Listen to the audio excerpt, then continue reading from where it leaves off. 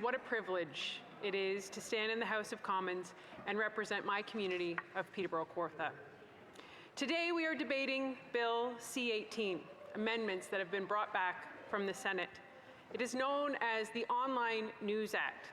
In a nutshell, this bill proposes to make big tech like Google and Facebook, or Meta as it's now known, pay when they share links from smaller independent legacy media. This bill is deeply flawed, and quite frankly, it is an absolute disaster. I grew up just outside Peterborough, Ontario, in a town called Durrow.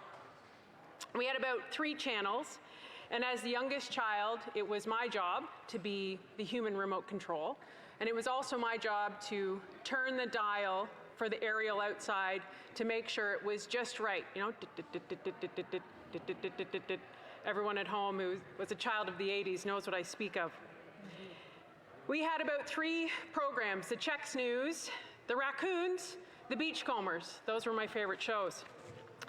When I was 9, we moved to the township of Otonabee, and we got a satellite dish.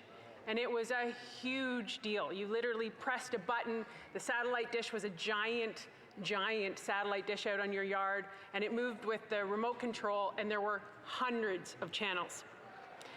As technology has rapidly progressed, the customer has definitely taken more of a driver role. The customer says what they want, when they want, and how they want it. There are so many more options, and it has increased competition, which has made it harder and harder to capture the attention of the customer. Local news will always be relevant. Local news will always be a priority because we need to know what is happening in our community. We want to know. The landscape of how we consume media has drastically changed, but our need to stay connected and informed has not. I worked in a local television station for 14 years, and then I went on to start my own business in social media. I know the value of local media.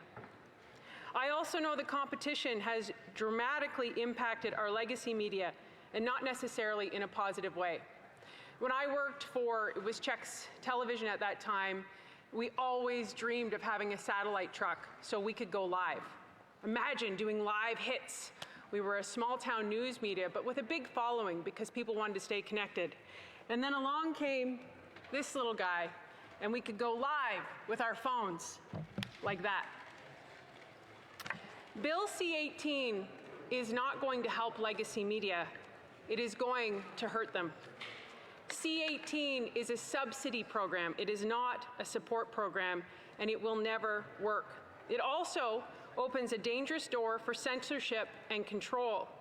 It is a terrible idea hidden behind a classic liberal narrative of, we will protect you and we know what is best for you.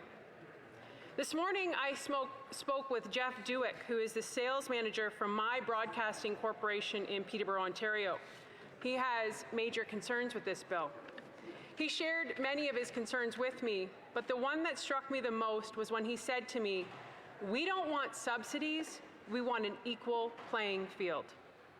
Subsidies are the polar opposite to sustainability, and they are a classic liberal tactic. They create chaos, then offer a sliver of help and long-term dependence rather than freedom and autonomy. Canadians have caught on, and the trust is gone. Jeff went on to say this, and I quote, "The inability of our government and the CRTC to listen to us and modernize outdated policies is slowly killing our industry, and in doing so, putting Canadians at risk of losing access to valuable sources for local news and information from trusted media outlets. When major players make major changes, it affects us all, and it stigmatizes us as a passé business model amongst the businesses that we count on for advertising revenues. But that's still far from the reality." Here is the harsh reality of this bill, and if you were to take away anything from this, please listen to what I'm about to say. The intention of this bill is actually going to do the exact opposite. If I'm Google, or if I'm Facebook, and I tell you, the government tells Google or Facebook, you have to pay to share the links of small legacy media, what motivation do I have to share it? None. Zip. I'm not going to share it. That's what's going to happen. This is literally the stick instead of the carrot methodology. The truth is, one of the very best ways to get your news to more people is to have a bigger platform to share it. That is the exact thing you want. Once a bigger platform shares your content, you are then able to tap into a whole new audience. Once you have that audience, you have the opportunity to promote your subscription or your merchandise. It is literally the best way to grow your business and brand online. Bill C-18 will destroy legacy media because it will no longer be seen, because it will no longer be shared. Andrew Coyne, the columnist of the Globe and Mail, said it well when he said, "The premise that the problems of the newspaper industry can be traced to search and social media platforms like Google or Facebook stealing their content is utterly false. The platforms don't take our content, they link to it. A headline sometimes, a short snippet of text, nothing more. When users click on the links, they are taken to our sites. When they read our content, much of the traffic on our sites in fact comes from social media links, which is why we go to such lengths to encourage readers to post them. Indeed, we post such links ourselves hundreds of times a day." And has anyone even begun to ask how in the world this would work administratively? Who and how are the links going to be tracked? Who is billing? Is it the legacy media's job to be their own watchdog and submit a claim? I'm not sure who's worked in a newsroom in this room, but I can tell you, nobody has time for that. And we don't need another government-run program with more bureaucracy to create more backlogs. This whole idea, Madam Speaker, is bonkers, and it's a distraction from the out-of-date and archaic mandates by the CRTC. The real problem here is you have a bunch of platforms that can play what they want, and they have no rules and no restrictions, but then you have the legacy media that is bound by the archaic shackles of the CRTC. How about you let radio stations play the music they want? That would be a great start. Of course, they will continue to promote our talented and diverse Canadian artists. How about you trust them to listen to the customer instead of holding them hostage? Bill C-18 is a terrible bill and will be the death of our legacy media. If people in this House want to support our journalists and artists, then they need to vote this down. Seriously, if you don't believe me, pick up the phone and listen to the people on the front lines. They know this is a disaster. Madam Speaker, how much time do I have left? 2 minutes, perfect.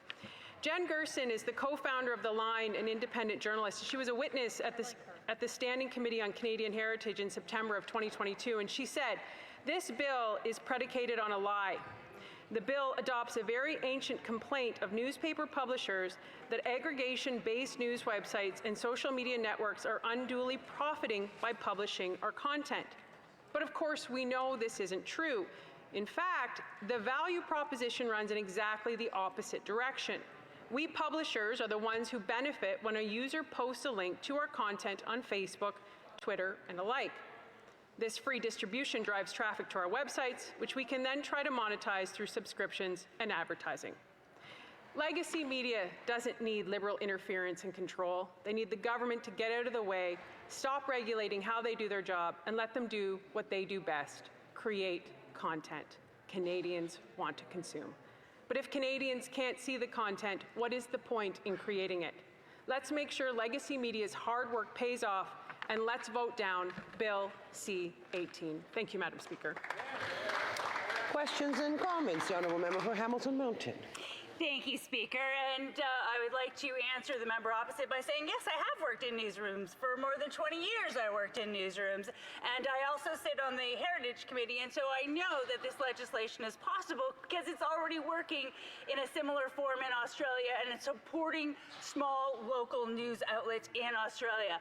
And the second thing I would ask is, what C-18 does is it creates a framework so that news organizations have the power to negotiate with big tech. There's no money coming from government. There's no money going to government. So in what world can you call that a subsidy? Honourable member for Peterborough Kawartha. Thank you, Madam Speaker, and I thank my honourable colleague and her journalism career. I know she has a good one, and I know she's worked in a newsroom and knows how hectic it is. And so I guess I would put back onto her, knowing what she does know, and back to my point of the administrative end of things, how in the world is that going to be done? Who's going to pay? Who's going to track it? Who's going to negotiate that? Who's going to cover those costs? Why in the world would you not want your media shared on a bigger platform? It makes no sense. Thank you, Madam Speaker. L'honorable député de Shefford. The honourable member for Shefford. Thank you, Madam Speaker. I'd like to congratulate my colleague. We sat on the Status of Women Committee, but today, Madam Speaker, and I worked in a newsroom, I have to say, and I'm trying to speak on behalf of media at home. They want C-18 to pass because they want to be paid their fair share. Whether it's La Voix de l'Est, certain radio stations, Le Journal de Chambly, Granby Express, and other news outlets, they're part of our local economy. They're part of our culture. And these people, and don't talk about, really bureaucracy. It has to be passed. The people in my riding want it. Thank you, Madam Speaker, and thank you to my colleague. She's wonderful to work with on Status of Women. And I think on the surface, 100%, if you just read the Coles notes, you'd be like, yes, we need help because they're drowning, because the competitive market is destroying them. That is the reality, but they have shackles on them. This bill is not going to do what they think it's going to do. It's going to last maybe 5 years. It is going to put a Band-Aid on a bullet wound.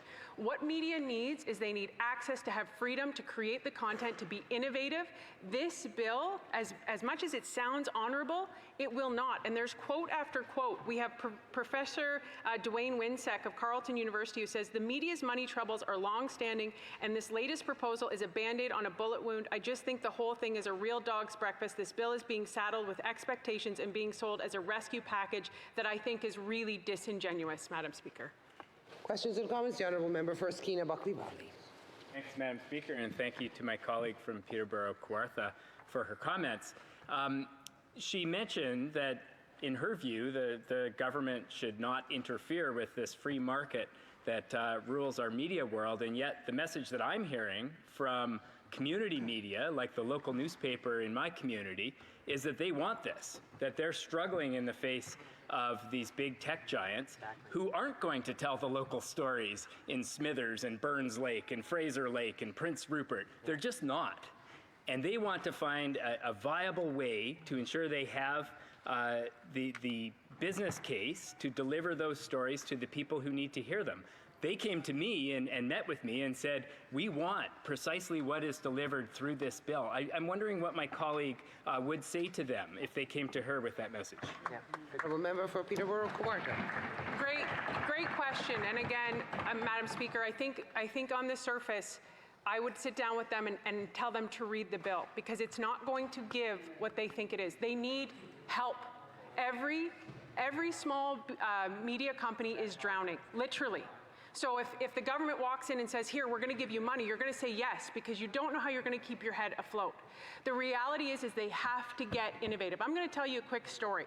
I worked in a newsroom and we launched a live talk show. And the news director at the time, I went to him and I said, listen, we need to ensure that we're cutting these stories for the internet so that we're putting them into 2-minute, 30-second pieces so that we can post online. And the boss looked at me and he said, Michelle, we're in the business of TV, not the internet. We're not doing that. That is the limitation that boss had. He is fired. He didn't make it. They have to be innovative, but they have to be given the environment to do. And we have to resume debate. The honourable member for Promotion. Member for New Westminster, Burnaby on